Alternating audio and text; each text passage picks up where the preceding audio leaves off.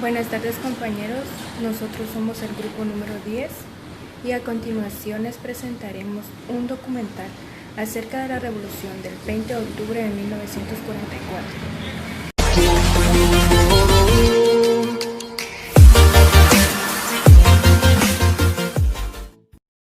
Si volvemos la vista hacia los acontecimientos de 1920, es posible establecer una conexión de sucesos que condujeron a la revolución del 20 de octubre de 1944.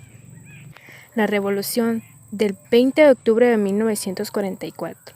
Existen diversas causas que producen una revolución que van desde el descontento social hasta la intervención internacional, pero a veces las revoluciones no exhiben claramente de una sola vez su progenitura. La casta de que provienen, todas tienen antecedentes, pocos o numerosos, remotos o cercanos. Siempre hay algo detrás y en el fondo, como herencias con el mandato de ejecutarlas hasta muchos años después. La búsqueda en retroceso en Guatemala revela que desde años atrás de la revolución de 1944 se fueron acumulando descontentos y descomposiciones de distinto origen, grado y madurez. Comenzamos con el periodo de Manuel Estrada Cabrera, que comprende el periodo de 1898 a 1920. Pero esta vez había algo más en el fondo de los acontecimientos. La clase media urbana sentía ahogarse al no encontrar bajo la dictadura una salida para sus aspiraciones políticas y económicas. Los artesanos, los sastres y zapateros, que eran obligados a servir al Estado como proveedores no remunerados del ejército,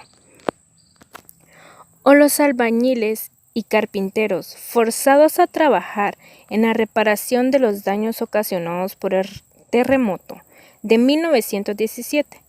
También sentían que el régimen represivo los ahogaba, pues si bien se les permitía organizarse, estaban obligados a hacer en organizaciones mutualistas dependientes del dictador, y esto interfería con su aspiración a una actuación independiente. El gobierno de Estrada Cabrera constituía el primer cordón de aislamiento internacional de la Revolución Mexicana, y los empresarios deseaban, por el contrario, la apertura hacia los mercados de Centroamérica e incluso del propio México. Pero la fermentación y el cansancio no son privilegios de la política.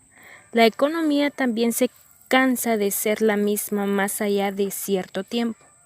La industria se asfixiaba en un mercado diminutivo y aspiraba a la apertura al exterior. El derrocamiento de la dictadura de 22 años de Manuel Estrada Cabrera, 1920 a 1921. A Estrada Cabrera le sucedió un gobierno históricamente insignificante por su vida efímera. Lo presidió Carlos Herrera Luna, un acaudalado buen hombre que quiso hacer algo, pero carecía de dotes políticos. Fue derrocado al año por el general José María Orellana. En 1944, para la historia, ya había condensado todas las heridas, las frustraciones, las políticas asfixiantes de los años 10, 20 y 30 del siglo XX. Por eso, después de Ubico fue el diluvio. La razón histórica profunda para que así ocurriera fue que la crisis de la economía sirvió como catalizador de otra de origen estructural. Con Ubico culminó un agrietamiento de sistema que se inició antes de él. El 20 de octubre de 1944, la ciudad capital de Guatemala se estremeció por bombardeo que provenía del cuartel de la Guardia de Honor hacia los cuarteles Matamoros y San José. De madrugada, un grupo de estudiantes y militares jóvenes habían puesto en marcha una rebelión. En junio de aquel año habían ocurrido diversas manifestaciones y demandas sociales para lograr un cambio en la situación política. Entre las actividades más significativas destacaron la manifestación de los maestros el 25 de junio, la manifestación de las mujeres que tuvo un saldo trágico con la muerte de la maestra María Chinchilla. Alcanzada por los disparos de las tropas, el documento suscrito por 311 distinguidos ciudadanos que demandaban la renuncia del dictador. A continuación miraremos el gobierno de Juan José Arévalo Bermejo. Juan José Arévalo fue un político, educador y escritor guatemalteco, nacido en Taxisco, Santa Rosa, el 10 de septiembre de 1904. Sus padres fueron don Mariano Arévalo Bonilla y doña Elena Bermejo de Paz. Realizó sus estudios en su ciudad natal, luego en la Escuela Normal Central de 1911 a 1912. En 1913 entra al Colegio Domingo Sabio y a la Escuela Primaria anexa al Instituto Nacional Central para Varones de 1916 a 1917, pero por el terremoto tuvo que terminar su primaria en Chiquimulía. Y en 1922 finalmente recibe el título de maestro de instrucción primaria. En 1927 el gobierno de Lázaro Chacón le otorga una beca para que realice sus estudios superiores en Buenos Aires, Argentina, eligiendo la Facultad de Humanidades y Ciencias de la Educación de la Universidad Nacional de La Plata. En 1931 se gradúa de profesor de enseñanza secundaria en Filosofía y Ciencias de la Educación. Y en 1934 obtiene el título de doctor en Filosofía y Ciencias de la Educación, presentando la tesis Pedagogía de la Personalidad. En la educación, antes de ser presidente de la República de Guatemala, laboró en la Escuela Normal Central, dando clases en primaria. Fue también director departamental de Escuintla, inspector general del Instituto Centroamericano para Varones en Jalapa, entre muchos cargos más, de los cuales recibió varios honores en vida. Juan José Arévalo Bermejo fue electo presidente de Guatemala de los años 1945 a 1951, tras la revolución del 20 de octubre de 1944. Es considerado el primer presidente electo popularmente por el pueblo, obteniendo más del 85% de votos limpios. Durante su gestión, conocida como el primer gobierno de la revolución, hubieron cambios importantes, tanto socialmente como en la forma de su gobierno y de pensar. Pues su filosofía era un socialismo espiritual, al que también se le conoce como arevalismo, cosa muy contraria a lo que se vivía en Guatemala con la bananera. Dice que toleró la libertad de prensa y a él se la debemos, pero en ese tiempo la libertad de prensa fue aprovechada por la derecha guatemalteca, que eran los contrarios. Dice que compró Nuestro Diario, cuyo propietario fue Federico Hernández de León, para evitar así tanta propaganda en su contra y en contra del gobierno. En las obras que realizó se encuentran el Código de Trabajo, la Ley Orgánica de la Universidad de San Carlos, que firma autonomía el 1 de diciembre de 1944 por la Junta de la Revolución del Gobierno. El Instituto Guatemalteco de Seguridad Social, IGS, el Instituto de Nutrición Centroamericana y Panamá, INCAP, la Facultad de Humanidades de la Universidad de San Carlos, el Instituto de Antropología e Historia. Inició también la construcción de la Biblioteca Nacional. Realizó la reorganización del Ballet de Guatemala, la Orquesta Sinfónica Nacional y el Coro Nacional. Su exilio.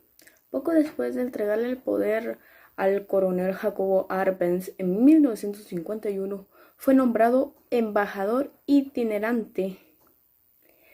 Así, los siguientes 3 años pasó viajando por Europa y América Latina.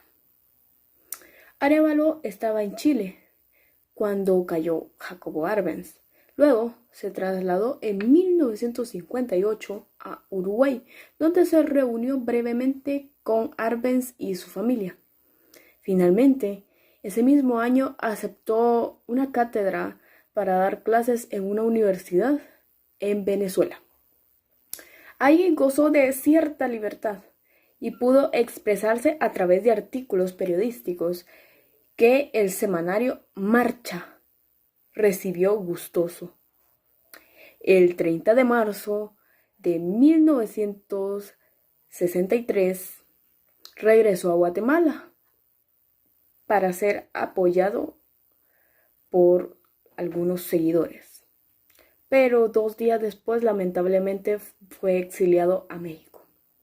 Y bueno, la razón de su nuevo exilio fue que el 31 de marzo el ejército le dio un golpe de estado a Miguel Ydígoras Fuentes e instaló una junta militar por el coronel Enrique Peralta Azurdia y canceló las elecciones. Bueno, a mediados de la década de 1970 regresó a Guatemala ya más tranquilo. Y en diciembre de 1985 se reunió con el presidente Marco Vinicio Arévalo, quien acababa de asumir la presidencia, y celebró la ocasión feliz, diciendo: la Revolución de Octubre va a tener un segundo capítulo. Finalmente murió el 8 de octubre de 1990 en la ciudad de Guatemala a sus 86 años de edad y enterrado en Taxisco, Santa Rosa.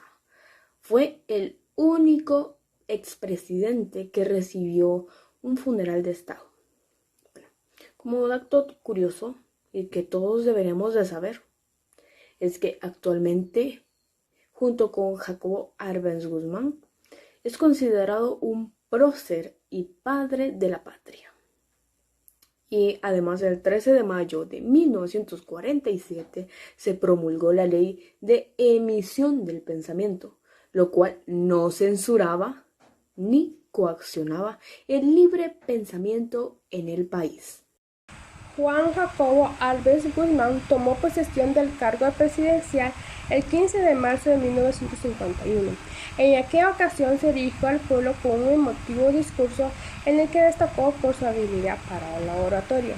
El nacimiento fue el 14 de septiembre de 1913 en Quetzaltenango, Guatemala. Fallecimiento 27 de enero de 1971 en la Ciudad de México. Ocupación militar y política. Los antecedentes: la carrera política de Arbenz Guzmán tomó relevancia a partir del 20 de octubre de 1944 por su participación en los movimientos de la revolución de ese mismo año. Integró la Junta Revolucionaria que decoró el gobierno junto al mayor Francisco Javier Arana y al civil Jorge Garrido. Fue propuesto como candidato electoral para la presidencia de la República por los partidos de Integración Nacional de Quetzaltenango, Renovación Nacional y Acción Revolucionaria. El gobierno de Arbenz llegó al poder después de ganar las elecciones que se desarrollaron en 1950. Los obreros, campesinos, maestros y estudiantes le dieron todo su respaldo. Cuando Arbenz inició su gobierno, los guatemaltecos parecían condenados a no prosperar. En 1950, el 76% de los habitantes poseían menos del 10% de las tierras, mientras que un 22% controlaban al 70%. La United Fruit Company Co. era dueña en más del 50% de las tierras cultivables del país, de las que únicamente cultivaban el 2.6%, y los campesinos tenían sueldos miserables. El gobierno de Arévalo intentó cambiar las estructuras judiciales arcaicas, consolidadas por el mantenimiento de las viejas prácticas de manipulación, sumisión y formalismo. La rápida incorporación de nuevos derechos, la aparición de un parlamento legítimo y la dinámica revolucionaria generaron tensión en un sistema judicial, el cual se encontraba atrapado en los vicios de su estructura colonial. Entre las reformas que se pusieron en marcha tras la caída del gobierno de Ponce Valles se trató de consolidar con la Constitución en 1945. La reestructuración del ejército tuvo gran trascendencia a la suspensión del generalato.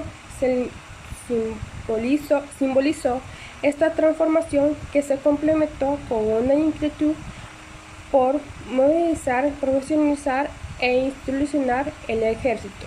Las obras durante el periodo presidencial de Jacobo Arbenz siguió con la misma tónica educativa que en el gobierno de Arévalo. También se incrementó en gran manera la educación rural y la alfabetización.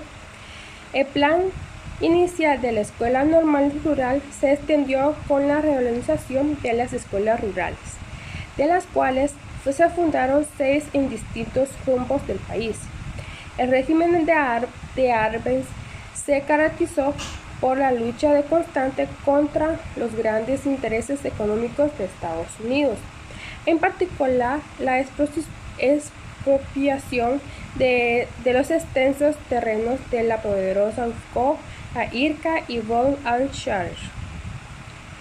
Los 3 grandes proyectos de Arbenz fueron la nacionalización de la empresa eléctrica, que era monopolio de los Estados Unidos, la construcción de la carretera Atlántico para romper el monopolio de los ferrocarriles de Centroamérica de los Estados Unidos, y la reforma agraria a través del decreto 900. Esta benefició a más de 1000 campesinos.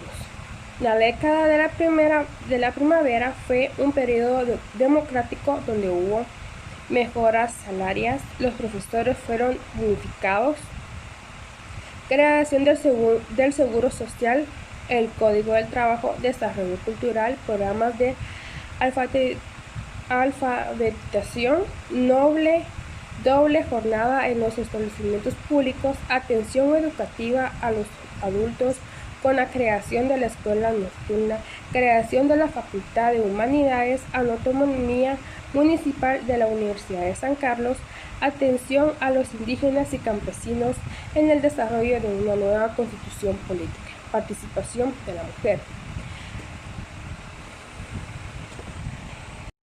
Espero les haya gustado el documental acerca de la Revolución de 1944. Gracias por su atención.